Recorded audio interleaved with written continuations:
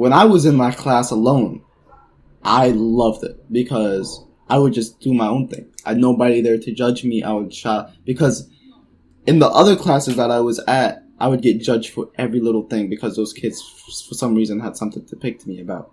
So I would just literally go into class, turn on my computer, I would just play games for the whole period and just go home. But when they put me in the normal classes, it's really started to affect me because they would have spelling bees in elementary school, and it was such an embarrassment because the teacher would just look up and she would be like, spell basketball, and she'd be like, oh, spell cat. And it's a 3-letter word, but as much as I try to like memorize the word, it's just like C A B. Be like, wrong. And then I'd be like, and the kids would be like, and I'll be like so embarrassed because it's just such an easy word. How am I getting it wrong? And I look so embarrassing in front of all these kids.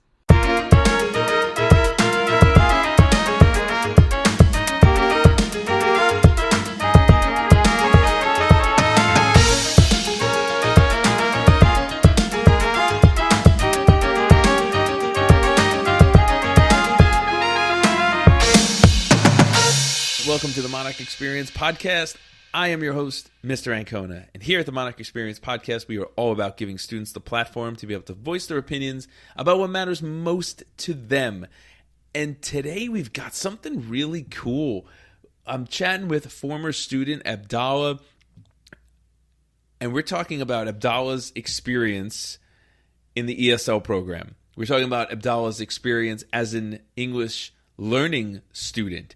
We're talking about his experience as he came from Egypt to the U.S. at a young age and all of the obstacles that he faced, both language-wise, learning-wise, cultural. We're talking about some of the biggest challenges he faced learning the English language. It is not an easy language. We're going to talk about so many things that are specific to his story, but also I think are really applicable for many students or many people that have come over from another country to the U.S.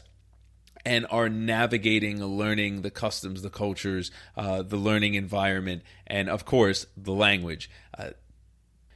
But before we jump into this episode, make sure that you're following us on Snapchat. That's how Abdallah reached out to me. So for former students, that's really kind of the beauty of this is Snapchat at the Monarch Experience Podcast is not just an opportunity for me to post new episodes, interact with current students about episode topics. It also gives me an opportunity to interact with former students. And this was one where Abdallah reached out to me and just simply said, hey, I don't know if you remember me. Of course I remember you. And I wanted to see if I could do an episode of the podcast. And we chatted back and forth for a little bit. We came up with this idea of, oh, you've got a really unique experience as an ESL student. Why don't we do it on that? And lo and behold, here we are. So Snapchat's an awesome tool for us to keep in touch as some of our 8th graders, well, all of our 8th graders, not just some, are graduating and going on to bigger and better things within the upcoming month. Also, you can follow us on TikTok at Monarch XP. And of course, you can follow us on Twitter at the Monarch XP. All right, and today we've got Abdallah. Abdallah is a former student of mine from 2000 and holy cow, a long time ago, 2019. Yeah. I didn't think we did that. I mean, I didn't think I was that good of a student when I was in middle school. See, but yeah, it's interesting. Like, I don't look at it like that. Like, were you a good student? Like, that's honestly nothing. Like, once you graduate, it's kind of not even a thought that I have in my head where I'm thinking, like, are you a good student? It's more of like, are you a good person? Are you a good human? Do you ask good questions? Like, are you an advocate for yourself? Like, those are the kind of things. And I think, like, you had all those things, man. Like, you're a good human. I didn't see it because the stuff I remember when I did in middle school was just awful. You're not supposed to see it. You're a teenager. That's kind of the joy of it is all that. So where? All right, talk to our audience. Where are you currently right now? What high school? And because you're getting ready to graduate, yeah. And what are some of the major differences between the high school that you're at right now and your experience at Memorial? So my name is Abdallah Duidar. So I used to go to Marble Memorial Middle School. So yeah, I go to Cold Snack High School right now, and the the differences are big. It's ranging from the type of classes you have to the type of people that you can meet to the type of teachers you have to deal with on a daily basis, and more of the freedom that you have more, because in high school you're able to pick more of different teachers than middle school. You're kind of just like with one teacher, because they usually have just one teacher for each subject. In high school they kind of vary a little bit more. Same thing with the subjects. Another thing that was interesting was the schedules, because the schedules for most other high schools around the state is they have an 8-period schedule, and for us it's a 5-period schedule, and it gets rotated every day. It moves. You've obviously experienced a couple of different schedules then. Memorial, we have letter days, but the only thing that really rotates is your related arts. Yeah. Do you like that? I'm assuming it took some time getting used to. It's definitely a lot better, in my opinion. How come? Way better than same class every day. For me, at the same time too, right? Yeah, at the same time, and it doesn't really matter about the time. It's more of like when you get to see the class, because every day you're not feeling a certain subject. Every day I don't feel like math. Every day I don't feel like English. Every day I don't feel like tech design. Every day I don't feel like art. So when it cancels some of those classes out for you, you get a day of like, oh, okay, thank God I don't have this class. I get to rest up for this day. And it's really good for the students. I think so. Yeah, and it gives you a longer classes too. So in the other classes, those classes are cut down even shorter. But with these classes, they're longer. They're like 64 minutes. I think in the other schools are like 48 minutes or something like that. No, 64 minutes. Sorry, 64 minutes is a long time. You probably feel that. I think it's probably more. I'm pretty sure, because it's from 8 to 3. I think it's a little bit more. But yeah, you get more time in the class for you to learn. So if there's 30 kids in the class, a teacher's not going to have enough time to teach all 30 kids in like 40 minutes, 50 minutes. But when you have like 65 minutes, you can teach reasonably well to 30 kids. That's pretty cool. So yeah. And the thing is, it's not only for that high school, it's for this whole region around us. Okay. So yeah, it's just so Marlboro High School is on that schedule too. Mm-hmm. Nice. What's kind of cool about that is I really liked what you said about the idea that you get like a refresher, or like the mental break from seeing a class. Yeah. Even if it's just for like one day, I feel like that can do a lot, where if you hate a class, right? You know what that's like. You hate a class, you hate a subject, you hate a teacher even, and you're seeing them every day. Like, you dread it. But just that one day, that could really... It eases people a lot in that school, because I see people that just go to me and they're like, oh, thank God I don't have that teacher today. And I just see like them like relief, just instant relief. And people have tests that day. And like usually with like at 8 schedule, they usually have more than one test going on that day. But with like less classes means less tests throughout the day. Gotcha. So if you get packed with like 2 tests in a day, you're just unlucky. But usually it's just 1 test a day type thing. That's ideal for sure. So I know a lot of where this conversation is going to kind of to navigate or stay within is going to be your experience coming to America, right? You were not born in the U.S. No. Okay. Where were you born? Egypt. Okay. So when did you move from Egypt to the U.S., and what was your family's motivation to come over? So I moved to Egypt in my 4th grade year. I moved here my 4th grade year. I think I'm younger than the kids in 4th grade. So you were probably 8 years old then? 8, if you 7, were younger? Okay. 7, 8. Because I have a late birthday, so... Okay. 7, I'm pretty sure. Yeah, 7. So we came here because all my siblings haven't gone to college yet. And the way that Egyptians can come to Egypt is by just applying. And it's very, very rare for Egyptians to come to America. Like, out of just... Middle Eastern and like places that have large poverty rates. So thank God my dad was a doctor and he used to work in like Saudi Arabia, so he was doing substantially well and he had a good reputation of himself. Okay. So he just shot a shot and he said, let's go apply. And if we get accepted, we get accepted. If we don't, we don't. We got accepted. Thank God. We came here, we settled down, and we lived with my aunt for a couple of years. But turns out my family did not like living here. My dad did not like it. My mom did not like it here. My siblings did not like it here. But the only reason they stayed is because an American degree can get you work anywhere around the world. It can get you, like, American degree. If you take an American degree and go to Dubai, you can get paid in dollars, and you would be making so much more than your colleagues just because it's an American degree. Interesting. That's so interesting. Yeah. So they didn't like it when they first came here. Yeah. You were the youngest?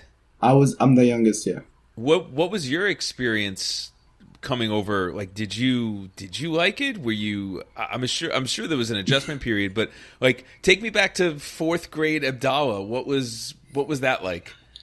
First year here, I didn't mind it. I didn't mind it at all because every year we would go back and I would see my family members and my relatives. I didn't really have much friends in Egypt. I was just really close with my family back there. Okay. So 4th grade year, starting it out, it was fine. It just I had really, really bad teachers for ESL, and for just coming here, it was just a total disaster for me.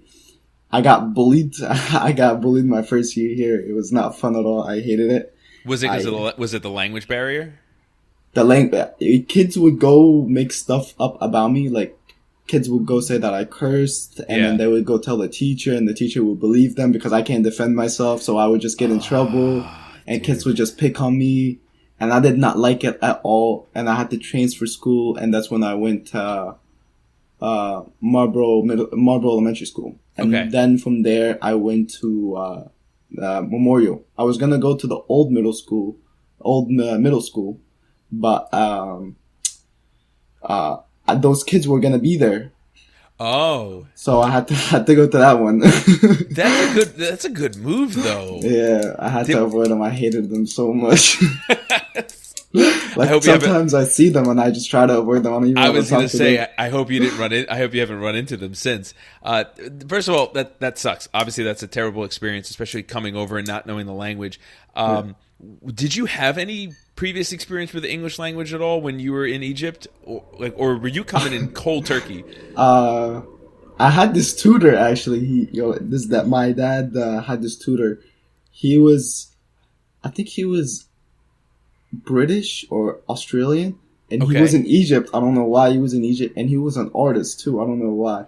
That sounds very eclectic. Yeah.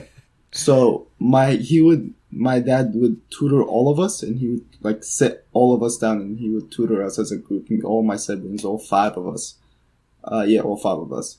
And I mean, I didn't learn anything, but my sisters did. And because your family had no experience with English either, then I'm guessing. No, like very, very little. It's only my dad, and my dad only had experience with English because of the business meetings that he had to go to different countries.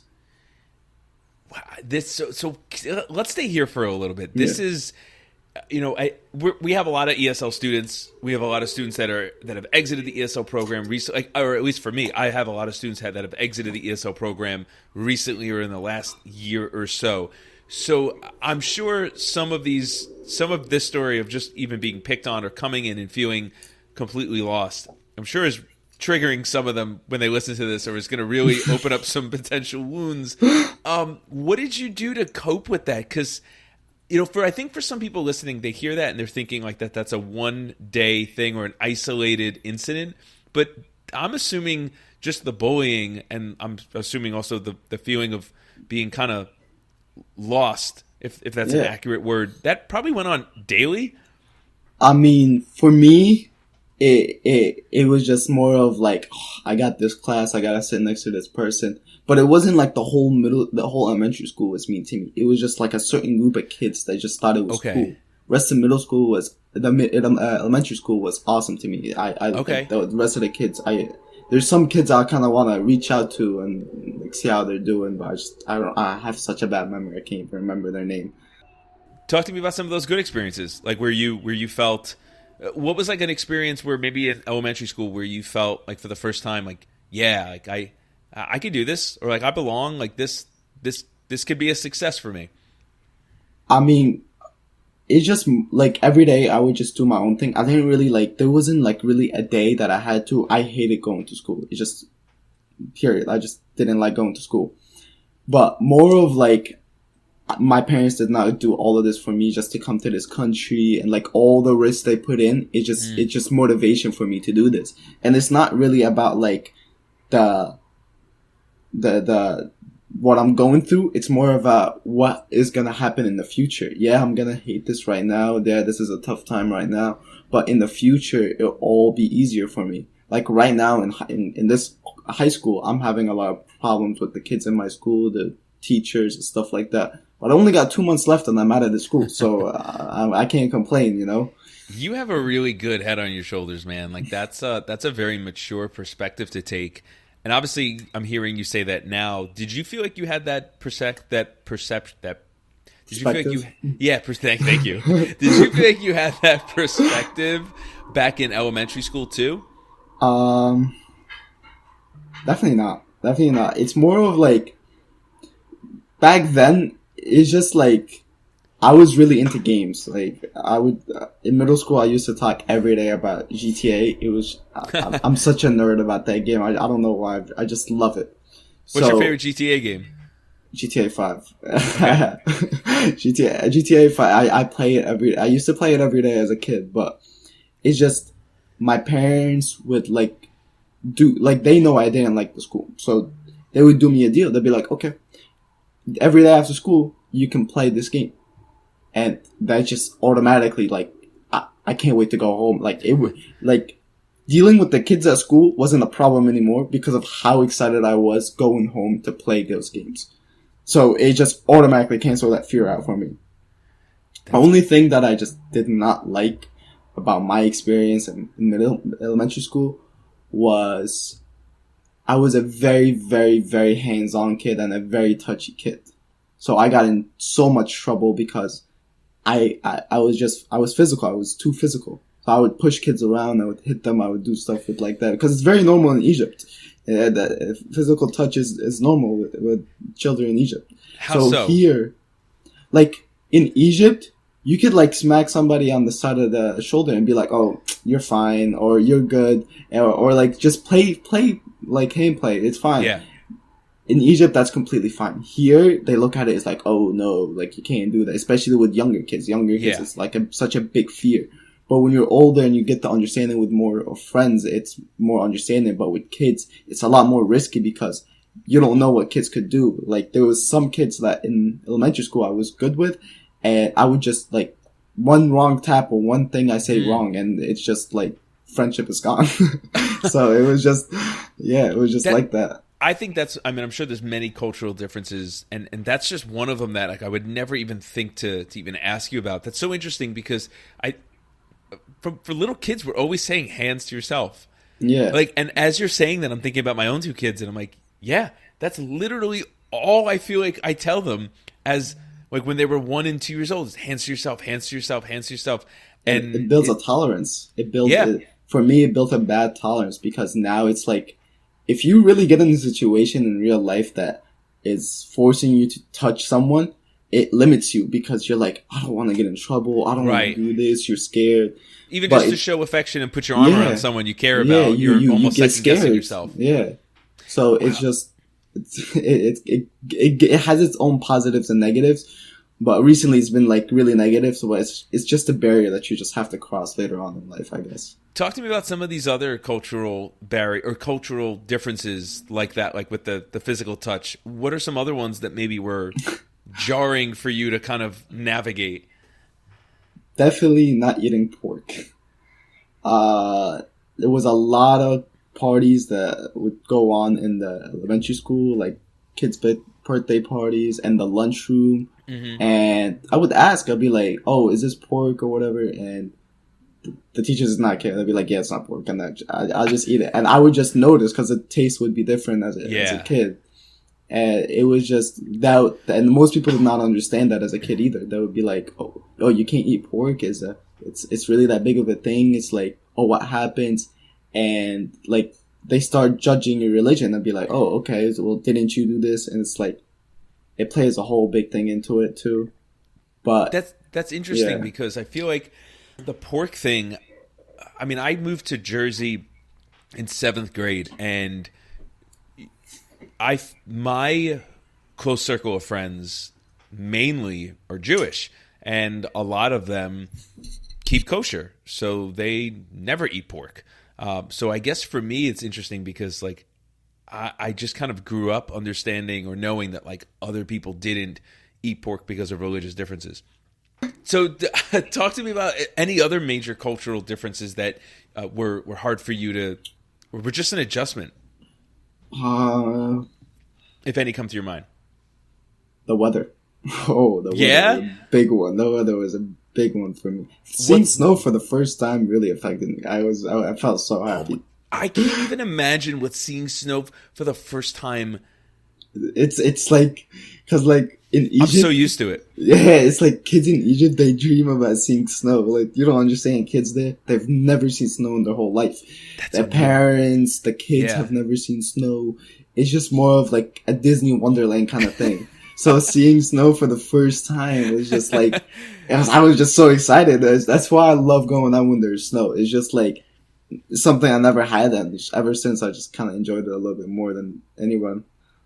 What's the weather in Egypt like? I feel like I know the answer hot to this. Every day. Yeah. It's every day hot. And if it's not hot, it's cold, it's dry. Like if you can, like people over there too, because religious reasons, women have to dress up, fully dress up they just can only show their face, and sometimes they don't feel like showing off their face, so they wear like something over their face. Sure. But they wear that, and the weather over there is scorching hot every day, and people have low tolerance because of the weather, because of the prices now, everything, and everybody's just trying to move on. So over there, it's just more of like everything is just tight, and it's hot, really hot over there, so it just makes it even worse for everyone. So like your best friend in Egypt is the AC, because on the summer it gets super hot. Like I went to Egypt 2 years ago, and I tried to sleep without the AC so I can just, don't use it as much, like let it rest a little bit. Yeah. And I couldn't do it. I couldn't. Do you think you could see yourself moving out of this geographic location where we get a legit 4 seasons? Or are you good with snow? I'm good with snow. It's just the weather in New Jersey is just really inconvenient for everyone. Like it's the best like way to work. if it rains, it rains for like 6 days. If it doesn't rain, it rains for like 7 days. Like it's so inconsistent. I liked your word. That's perfect. It's inconvenient for everyone. So aside from the pork aspect, right, and that's for religious reasons, and I think that's a little different than this question. But were there any foods that you found weird, or just like that took you a while maybe to even try? Or any foods that you never had that you were first exposed to and you were like, oh my goodness, I need sushi. More of this. Yeah? Sushi was definitely a first hand. Ramen. I loved ramen. First time I had ramen, I went crazy over ramen. And the ice cream here is so much smoother paced. Like, ice cream here is my favorite thing to eat. Because it's just so much different in Egypt. Because in Egypt, you can taste like the heavy cream that is left in it, and it does like a little paste on your leaves a layer on your mouth, and it's nasty. I don't like it. Here, it's just the products here are just so much smoother. Everything is so much nicer. The only thing that I just don't like here is just the creativity on food is just kind of boring. And it's just every like over there in Egypt, the food is poverty based. So the food over there is cheap because it's just made out of cheap stuff. But the way they season it, the way they do it is just phenomenal. I don't know how. So that's just the only difference.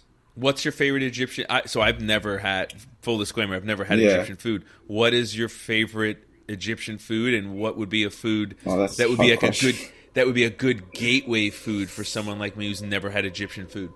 My favorite food to eat is definitely koshari. What's that? So it's different types of pasta. Okay. It's rice, it's pasta, it's like, I don't know what's it called. It's like little beans, and it's tomato sauce on top of it, and it's hot sauce. It's not crushed. It's, fried onions, and it's on top, and it's just like a big bowl of pasta, basically. I like it. It's so good. Like, it's garlic juice on it too, and stuff. It's so nice. I don't know how to describe it. You're catering to all the Italian in me right now. You're saying all the major things: pasta, garlic, and tomato sauce. This sounds no different than my culture. What else? What else would you say is your favorite, or is like a good gateway?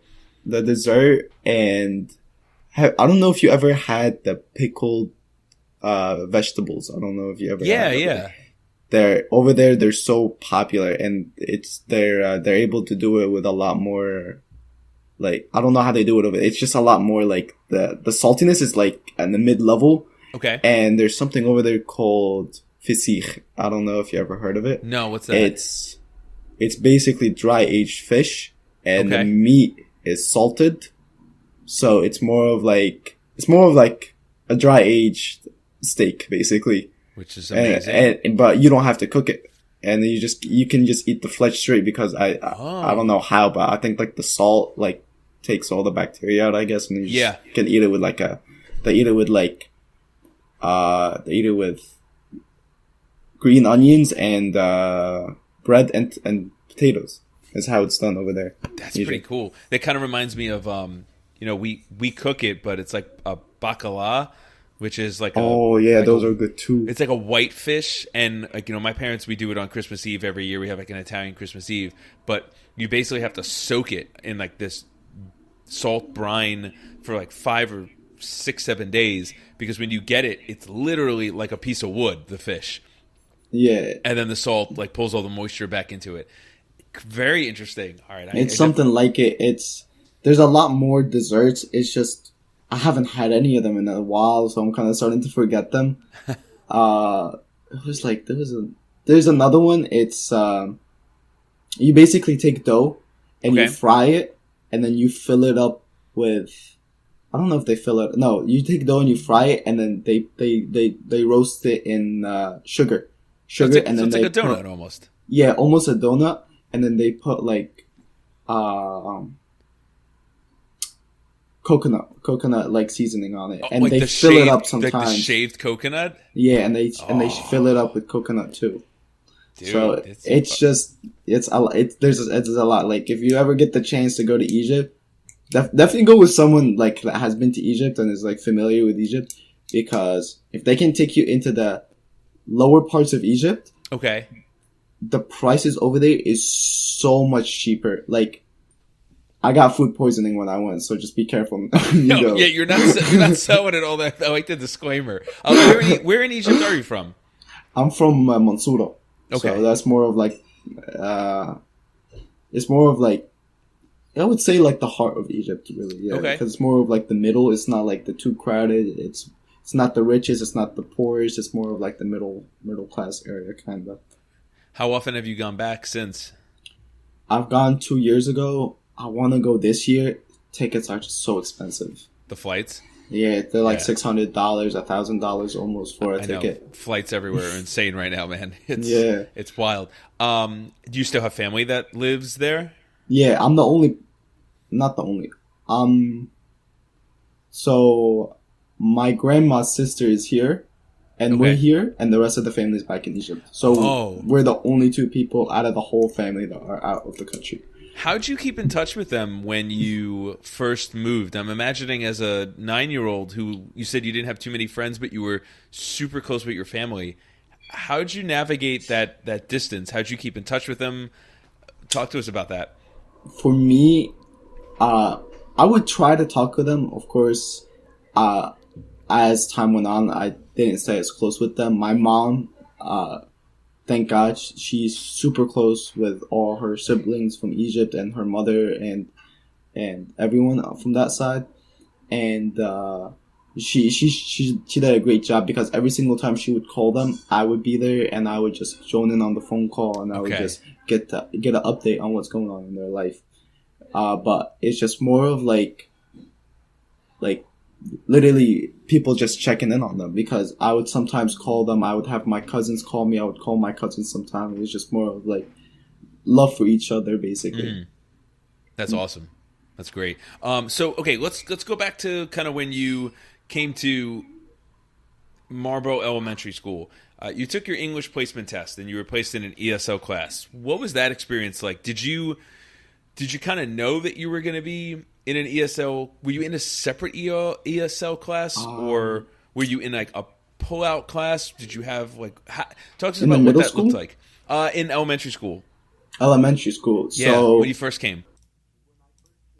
Okay, so when I first came here, they knew I was gonna need ESL, but the ESL teacher that I had, she was an old ESL teacher, and I guess that she had problems, like health problems, and for the rest of the year, I would show up to that class and nobody would be in that class. I would literally just show up to the class and I would just sit there alone. I would just literally play on my Chromebook. Dude. And some teacher would just show up from time to time and be like, is there any teacher that's supposed to be in here? And I'd be like, I don't know. I don't know how to speak English. Yeah, you're like, I'm not in charge of anything. Yeah, dude, see some random kid just sitting in the class and they'll just be like, okay, and then they have their own class to teach, so I just don't have time to just go teach. So I was literally just doing that for like a good 3 months. And wow. They were like, okay, if there's no teacher showing up and if there's no ESL showing up, we're gonna put him in normal classes as a first year student. So that destroyed me, because then I was placed in normal English. I was placed in writing and reading English. I was placed in history. I was placed in math. It was like elementary school. It was the same teacher for all the classes except math. It's the same teacher except for math. It's a different teacher that you go to. I'm pretty sure. I don't remember really too much. And at this point, you spoke little to no English. Little to no English. Wow. Literally the basics. How to say my name and how are you doing, and that's it. And like, where's the bathroom? Yeah, and that's it. So, they put me in normal classes. And I was getting assigned books to read at home, and I'd be like, I don't know how to read this. What do you want me to do? So it was literally after school. I would stay hours after school, and I would read this book with my mom, and it would be like 6 pages. It would take us like 3 hours.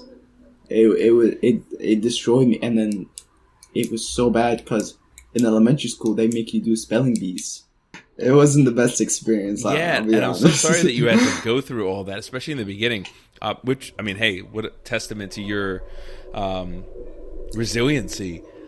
So at what point did you end up in like a pull-out ESL class? Because I kind of want to talk there for a little bit. What point did you have a pull-out ESL class, and what was that like to be kind of separated from the rest of the population? So when I was in my class alone, I loved it because I would just do my own thing. I had nobody there to judge me. I would try, because in the other classes that I was at, I would get judged for every little thing because those kids, for some reason, had something to pick to me about. Mm-hmm. And when you go to the school, they give you a Chromebook at the beginning of the day, and you have to return it at the end of the day. And kids being kids, we found sites to play games. Uh-huh. So I would just literally go into class, turn on my computer, I would just play games for the whole period and just go home. Right. So I was just having the time of my life. I wasn't bothered at all. I was actually just living my life. But when they put me in the normal classes, it's really started to affect me because they would have spelling bees in elementary school. And it was such an embarrassment because the teacher would just look up and she would be like, spell basketball. And she'd be like, oh, spell cat. And it's a 3-letter word, but as much as I try to like memorize the word, it's just like C-A-B.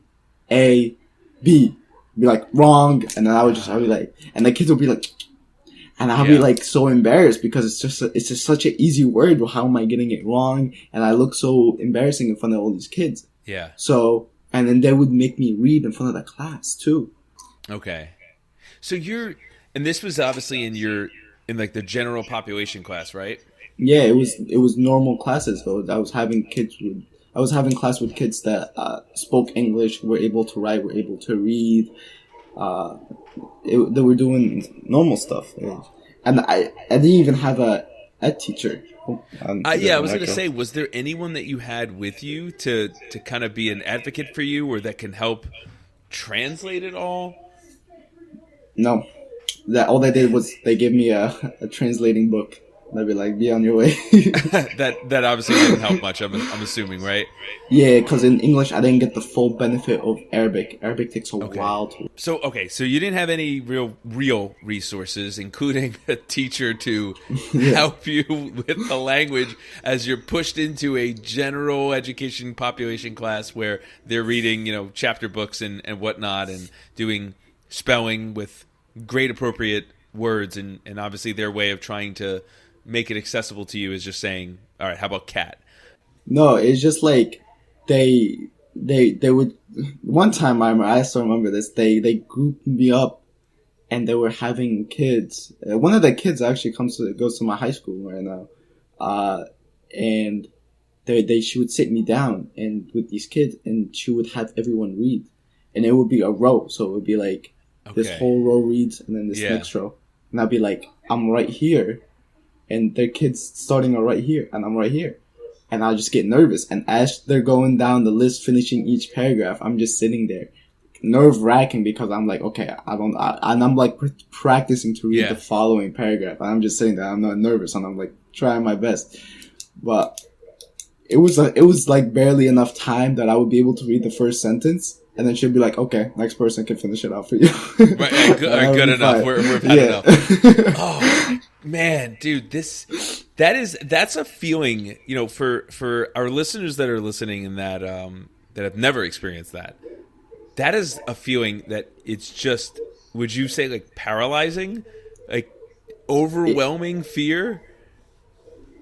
Or at the time, like, because for me, I just developed a tolerance over it to where it's like, I just need to get it over with, and after that, it doesn't matter anymore to me, because like nobody's gonna remember it afterwards. Is how I think about it. It's true. So it would be so nerve wracking until it's done, and then all the fear would just be let off.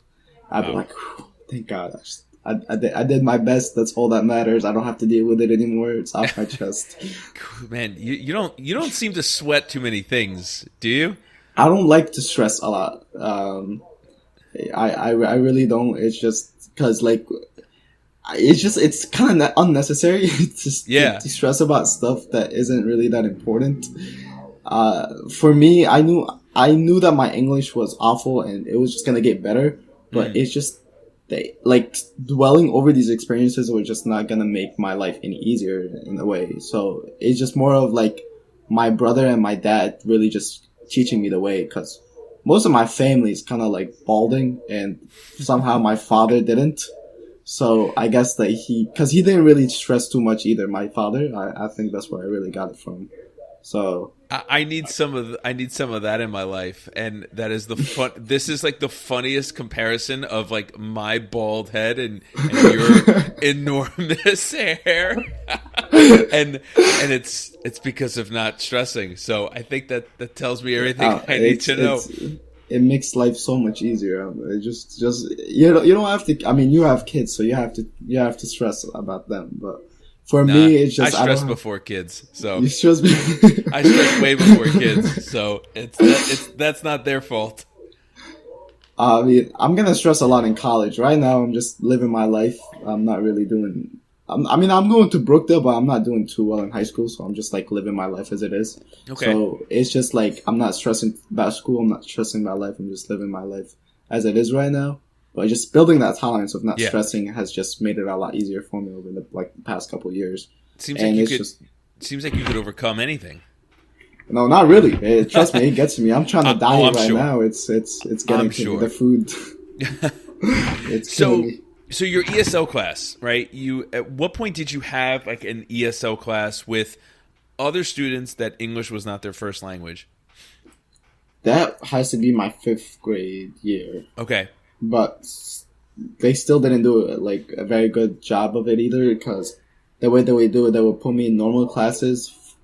Like an ESL teacher is supposed to teach you every subject, maybe except for math. Yeah. They just had me for English, just for English. Okay. And then that was it. And they would put me for normal for history. They would put me in normal for math. They would put me in normal for any other subject except for English. I just have an ESL teacher.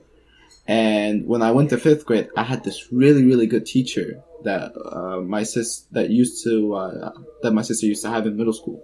So when my sister left middle school, she came to my elementary school so she can give me some help and she can help me out. And the teacher, of course, and the school, of course, agreed to take her in because I was not the only ESL student. There was another kid with me. His name was Enosh. Okay. Where was he from? He was from India. Okay. Yeah, I think he had autism. He was loved by everyone. His experience from me, I was jealous actually because he was loved by everyone. And in the elementary school that I used to go to, they used to have like morning talks.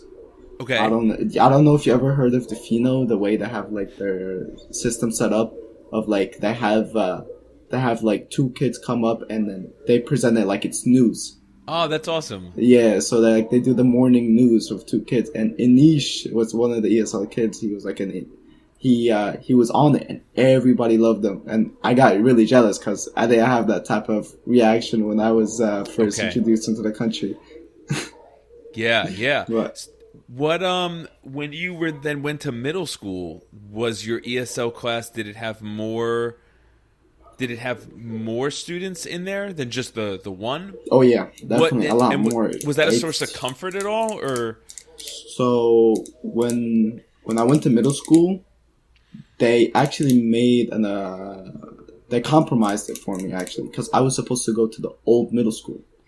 Okay. But I hated the old middle school so much because I knew I was going to see all my old classmates there. So I told my mom, I'm like, I'm not going to that middle school. I'm not going to that middle school. I'm not going to that middle school. I already made friends at the new elementary school. I want to be with them at this new middle school. And she was like, fine. And then somehow my mom was able to convince the ESL teacher to move schools and bring the other ESL kids from one school to the other. It's still mind blowing. That's a powerful mom. Yeah, man. That's a good mom. Did you have any other students that were from Egypt? Hamza. Okay. I don't know if you remember Hamza. I don't think you know who that is. He came, but he had more understanding of English than me. He was well taught in Egypt, and that helped him a lot here. So he had a heads up from me. Were you able to lean on him a little bit at all? No, actually, he was doing, I don't know how, but he did worse here than he did in Egypt. Gotcha. So what was the atmosphere of the ESL class that you had, the ESL classes that you had in middle school? Because, Mrs. Greeley, one of the things that she said for her experience is that most of her students say that the ESL classroom is where her students felt safe and comfortable to be themselves, because even if they're all different cultures and different, different levels, at least they all understand that they're all kind of experiencing similar challenges. Is that something you agree with, or what was your experience like? Definitely how the class is set up. Definitely, because if you have, this is just my opinion, if you have too many kids that speak the same language, they're going to overpower the one kid that doesn't speak the one language. And I see it happen a lot. Yeah. It happens way too frequent. Like in my school, there's like a lot of Hispanic kids, there's a lot of Russian kids, and if that mix is unbalanced, it could cause a lot of trouble, and it has in our school. So it's just definitely how the class is set up. Everyone has to be accepting. Most kids that come out of foreign countries have a mindset of only accepting what their parents think is right, and that implements on their life and their religion, and it goes a lot into it. Definitely did do some immature things, and I said immature things because of what my beliefs are. Mm-hmm. So it definitely has, like, the classroom has to be balanced and has to be well mannered in a way, if you get what I mean. Yeah, totally. No, I think that's really good insight. 4 areas of language learning: reading, writing, listening, and speaking. Which was most challenging for you? Challenging writing? I struggle with writing till this day. How'd Writing you improve? is a lot. I just grew up, really. It's just more of like growing up. It just helps you a lot more, I guess. Okay. It's like writing, reading. I would say reading is a big part of it. I really underestimated reading. I don't read as much as I should be right now. But I try my best to read as much. But it's just like reading has really made a significant difference for me because as time went on, reading more has just helped me become more knowledgeable, and it just helped me like able to write better because the words I would see them more frequently. I would be able to write them more, and I feel like technology is kind of taken a little bit away from me from writing. But you could kind of almost like start borrowing words, just like vocab acquisition. You see words a lot. You're like, what does that mean? Ooh, I like that. I'm going to steal that when I start writing. I mean, that's what any good writer does, I think. Yeah, it just takes a lot of time, especially with a language that doesn't understand itself. Like English is a very complicated language when it comes to writing and spelling. Like when I first was, it makes no sense. It makes absolutely no. Like I grew up, I only speak English. It's the only language I learned, and it absolutely makes no sense at all. Yeah. What's a funny story about how English just didn't make sense spelling wise? I mean, like in Arabic, you spell it is how you write it. Okay. It just is you spell it how you write. I'm pretty sure it's the same thing in Spanish. Yeah. So I come here and there's like any word that you try to spell out, I would try to spell it out and it would be like completely wrong. Yeah. And it was just like I was so stubborn that I just kept doing it for a long time, and I would just write it how I hear it. And I built a tolerance, but then it slowly has to change, and you find new techniques. But it was just more of like I hear it, I write it down, and that's how it is.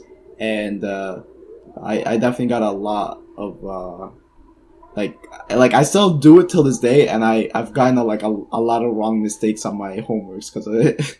Like the word quiet, I'm just thinking of one random one. Like any QU makes no sense at all. Or I before E except after C. Like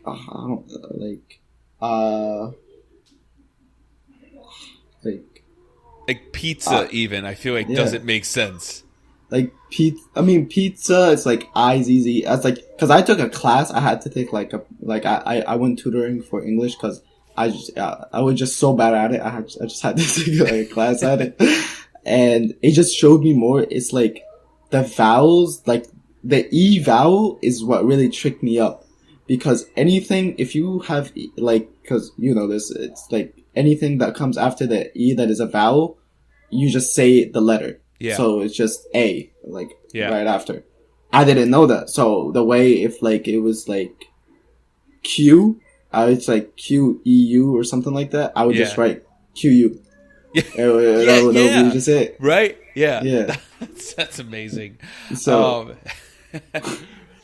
I still say like English. So much of spelling in English makes no sense. Silent letters. I before E except after C, unless it's the word weird. Nothing is consistent. Yeah. I mean, when I was messaging you so I can get on the podcast, I mean, I felt like I was an illiterate because of how like professional you were. I was like, oh my god, I have to put commas now. No. I was putting commas because I didn't want you to think less of me. No, I was like, okay. I was like, we're going professional. I was like trying my best. I was like, should I put a comma here, a period there? I was really thinking before I sent it. No, man, no. You did great. I wouldn't have noticed anything. It's amazing. So as we're kind of wrapping up and we're getting to the last couple of questions, I want to ask you, what was your experiences of learning English? How do you think that's made you a stronger person? So, I mean, I really don't see it. I see you as a very strong and resilient person. Thank you. It's like, I really don't see it as like the English language. It's more of like the barriers that culturally, culturally that made me who I am. Talk to me about those. Like, because it's not really how the English has gotten me to where I am, but more of like the things I've had to go through to learn the language. For example, like the people you're gonna meet in high school are so much like they're rude. Like at first when I got to the high school, I was super nice with everyone. I would watch out for people. I would do everything. But one important thing that I always like to tell everybody that comes to high school is whoever you're gonna be best friends in high school is not guaranteed to be best friends with you after high school. The language does have an impact because of how much I've come along since when I first started, but more of like the people you interact with. You always keep your friends, always keep your circle closed. That's the best example I could give. Having it too big and involving too many necessary people is just, it'll just have people that are waiting to stab you, really. And again, like, you have a good head on your shoulders. I think that you have a great perspective on all of this. And I see that as being one of the foundations to why you're going to be so successful. Seriously, like, forget about the resiliency of obviously overcoming a language barrier, learning a language, learning new customs, cultures, and things like that. But you strike me as someone who is, you have your moral code, you have your system, you have the things that and the people that you surround yourself with, and you are like, that's what matters to me. Like, you don't strike me as someone who gets kind of lost in fads or things just because like it's new or it's a new person or new whatever. Like, you definitely seem like you were very goal oriented. I mean, it's just, like there's only one goal I have in life. It's just, what is it? Getting rich. That's it. I just want to get rich. What's that going to change for you? What's that going to get you? And I don't mean that in a judgmental way. No, you're good. What is, like, you say like that's the goal, is to have money and to be rich. And I know you said that Egypt is a poverty country, I think is how you described it. So, I wonder if that plays a factor, but like, why is that the goal? Yeah, so when I came here, of course, we didn't have the best living styles at first because we were just very limited. And we slowly worked our way up. And then my 7th grade year, we had an unfortunate event where my father passed away. And so that really, that's okay. It set us back a lot. So we after that we went through that. My sister was still in college. My brother was still in college. My mom didn't have her degree here, so she couldn't work anywhere because she was a teacher back in Egypt, but she couldn't work here with that degree. They don't accept it here. Okay. So she had to go to school again for that. So COVID kind of played a good role for us when that happened. But like, ever since that happened, we just been like barely surviving, really, I would say. So it's just more of like, I wanna live my life financially free and do whatever I want because I'm working right now like 2 jobs and I hate it. I don't like it. It's just not something I want to do for the rest of my life, and I don't want my family to do that either for the rest of their life either. Yeah. I want to be able to do whatever I want whenever I want. That's just how I see it. I love it, and not have money be a struggle. Yeah, a struggle, right? Yeah, of course. Well, that's a beautiful thing, man. What final 2 thoughts? What looking back at your time at Memorial, what was your favorite memory? Could be an assignment, an activity, a class. Could be literally anything. Something that you think back on those 3 years and makes you smile. Definitely my friendship with Inri, because that I've really been reflecting on that a lot recently, and it's actually like it's something that kind of unfortunately happened, but it's like something my 8th grade year is something I really valued a lot because me and him were always right next to each other because we shared a lot of classes in common. That and Mr. Nessus. Mr. Nessus was a really fun teacher. I have to say. And your class, this is a third thought, but your class was really amusing. I really liked your class. It's just, it was very unique to the different other classes I would go to because, like, I didn't put periods in my sentence, and she would like put me zeros, and I would get mad. I'd be like, why? And then Inri would explain it to me, and he'd be like, you didn't put periods, and I was like, damn, bro. You got to end those sentences. Dude, you had a crazy like elementary and middle school experience. You're just getting tossed around like crazy. Because 7th grade, they put me in normal classes. So 6th grade, I was in ESL. 7th grade, they put me back in normal classes. 8th grade year, they were thinking of putting me in special ed classes. But then they did the transformation with you and Mr. Nessus. I thank God they did me with Mr. Nessus, because Mr. Nessus taught me a lot in your class. But no, Mr. Nessus is an amazing teacher and a great person too. I hope he's doing well right now. So definitely going to be a lot of current ESL students that are going to be listening to this. What words of encouragement do you have for students that are in the midst of or that are beginning their journey of learning this very confusing language that we call English? Are they in 8th grade? 8th grade, 6th grade, 7th grade. They're in middle school. What would be your advice or words of encouragement? Definitely try to get a job as early as you can, make money, so you get to spend on whatever you want, because having to depend on your parents is not fun. Second, try to read and knowledge yourself as much as you can, because not only is it beneficial for you now and later on in life, it is just so much to keep. It helps so much in day-to-day daily tasks that you wouldn't be able to comprehend, from memory expansion to just the stuff you read. That, like, it depends, of course, on the stuff you read, but reading, like, it makes you so creative. It's really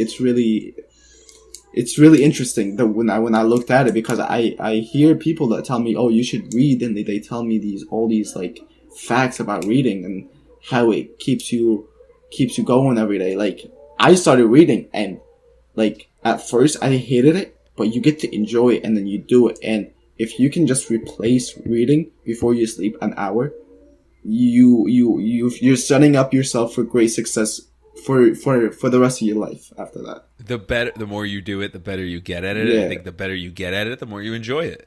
Yeah, it definitely is. And high school is not gonna be fun for anyone. I'm just gonna say that. Why do you say that? It's high school, being there every day for 8 hours a day is not fun. It's not fun. It gets tedious. It gets annoying when you have to deal with people that are just so, like, in high school, there's going to be people, like, last year I had to sit with some kids I didn't like, and I had to put on a mask for the whole year because I didn't want to show. Okay. I didn't want to be mean to them and have like a bad side with them. And there was teachers that were giving me problems, and I just had to deal with it. So it's just, overall, high school is going to be a mix. And this is a good one. Save cooking, drama class, any classes that don't require much work for your senior year, and definitely get study hall. Definitely get study hall so you can leave an hour early. So you can work. I wish I can. Right? You could read. You could even read. I love it. Future English teacher in the hour, you could go on a podcast with Mr. Acorn. Oh, look at this. What a great way to wrap this all up. The last year of high school. Abdallah, this has been such a pleasure getting to reconnect. And selfishly, it's just awesome just to hear how great you're doing, how amazing life is treating you overall, and how much you are working to achieve your goals, man. I am so proud of you. I know Mr. Nessus is really proud of you. It's really awesome to get to talk to you and to see you. And thanks for being on the podcast, dude. Thank you for inviting me on it. I'm really happy you invited me on this, because I really wanted to see how you were doing, because you and Miss Freeman were actually the only teachers I saw that were really good to like that would make a difference in that school. Until next time, stay safe, stay hungry. See you.